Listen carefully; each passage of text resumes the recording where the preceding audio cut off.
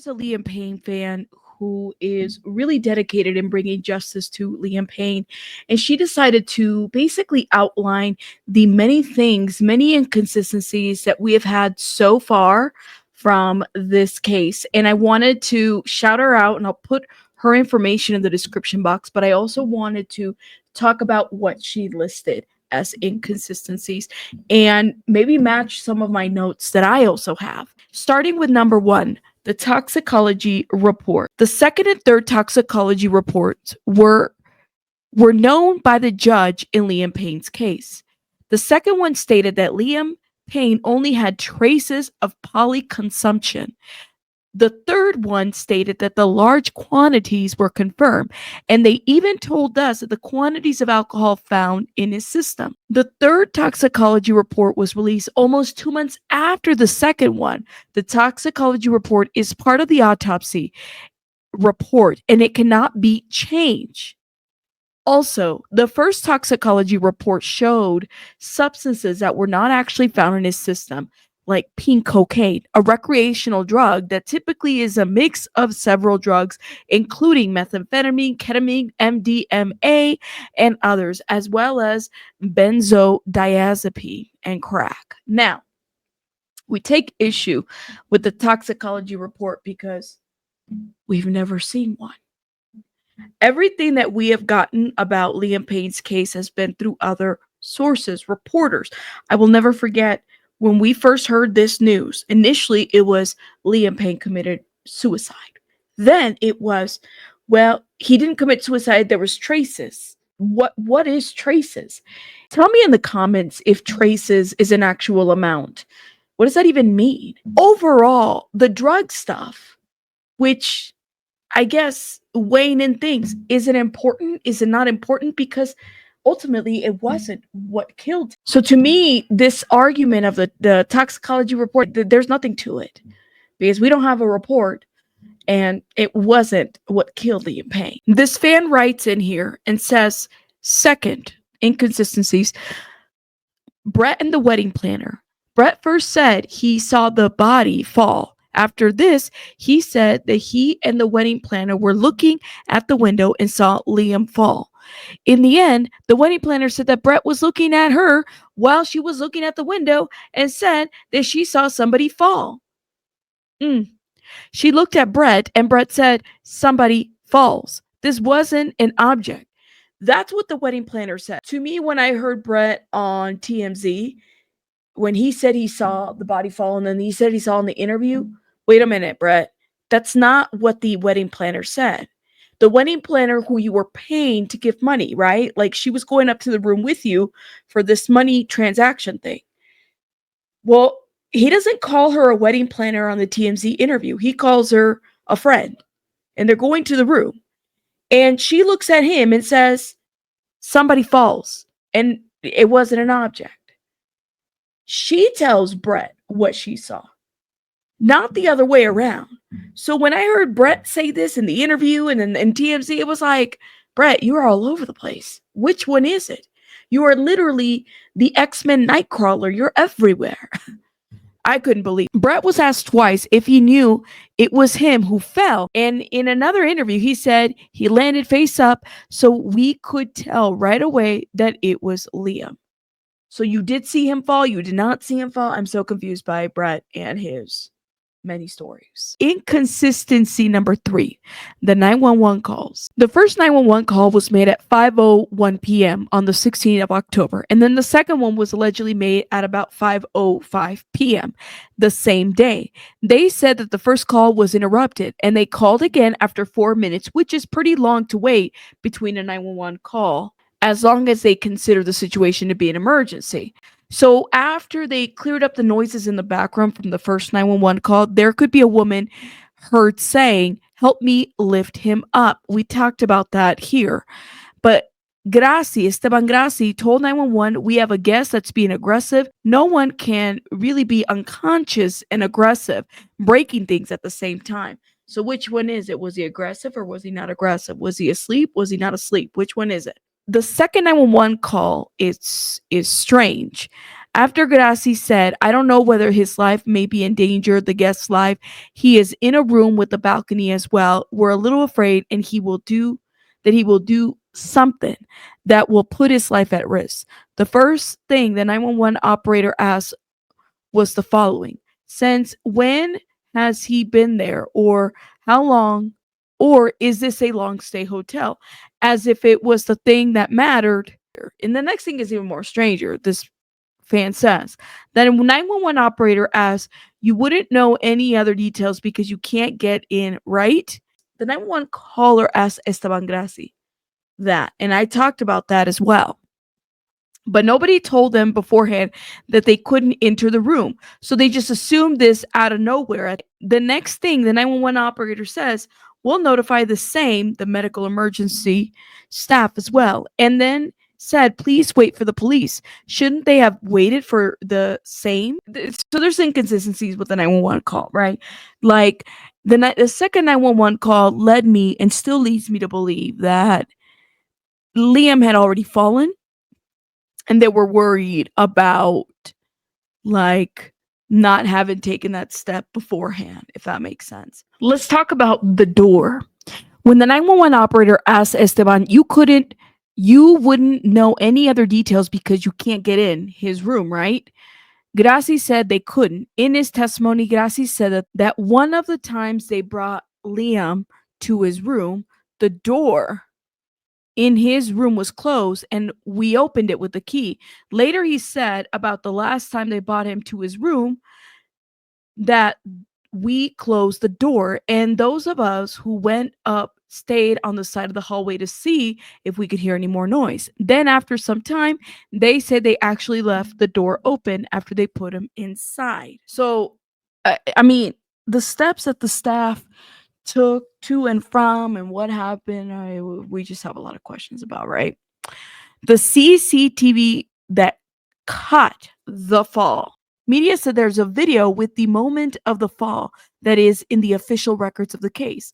On December 11th, Infobay talked about a 3 terabyte hard drive.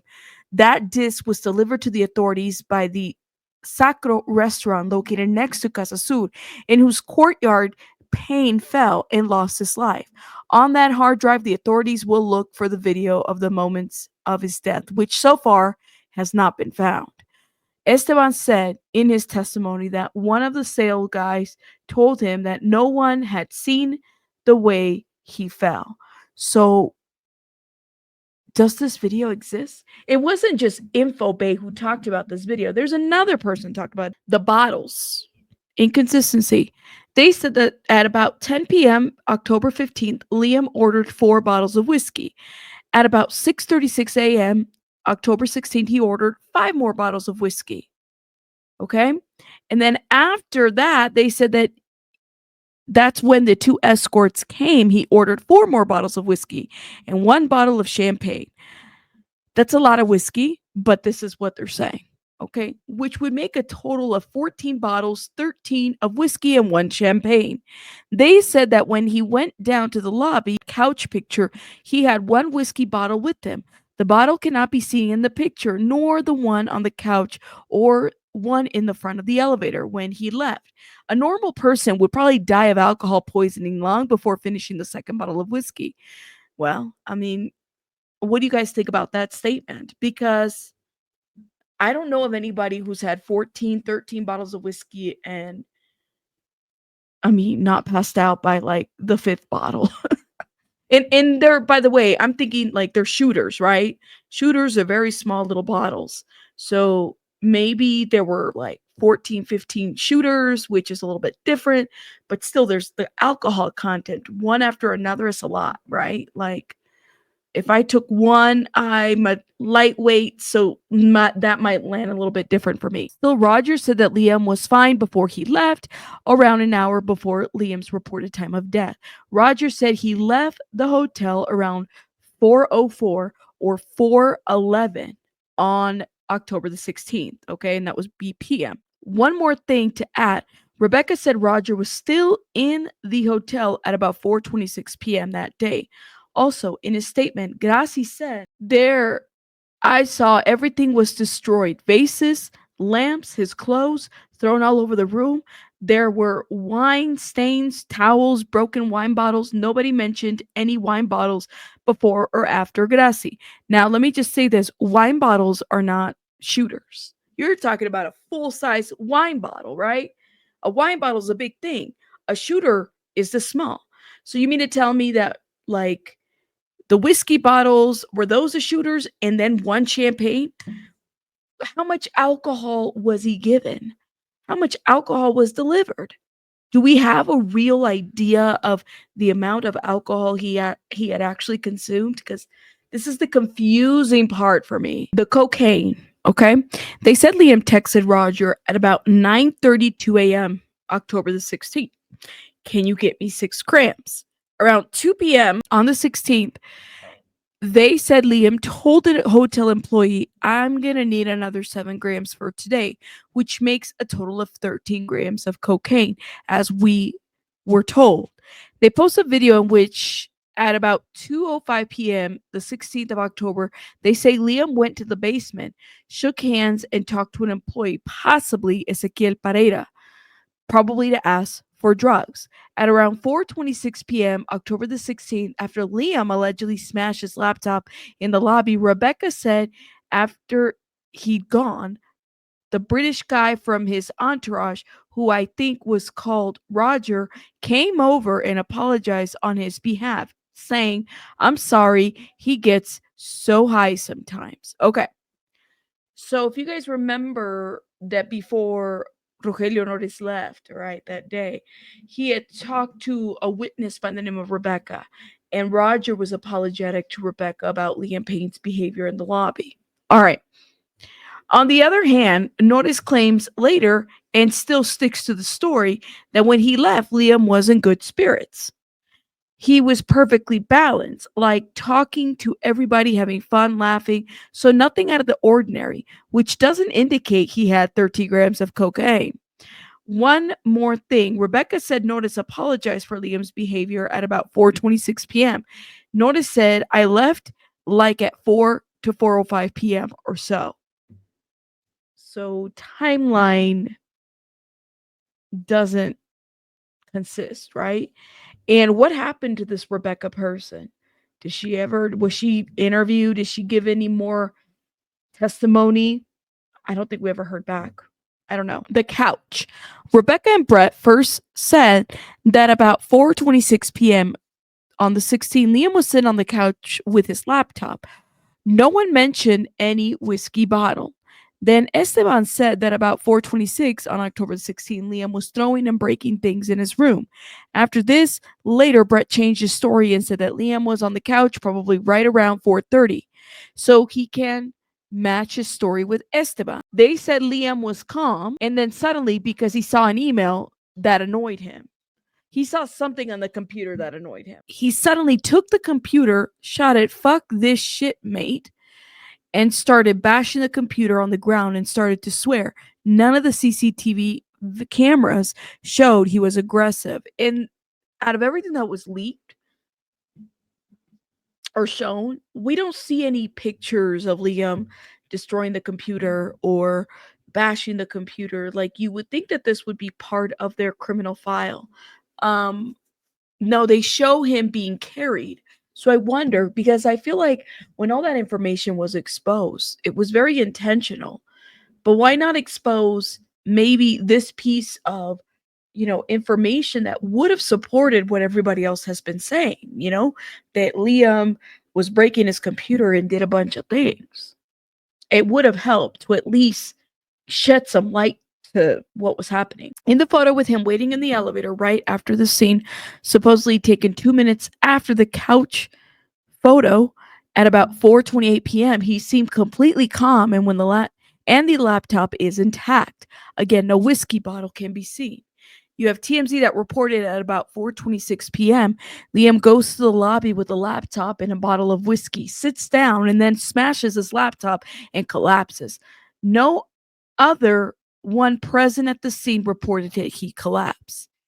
And don't forget what Brett said, that he was convulsing. Okay. And he's the only one that said it. He doesn't repeat convulsing at the TMZ interview. If he literally did collapse, I wonder how can they explain that less than 2 minutes after the scene, he's standing straight and patiently waiting for the elevator.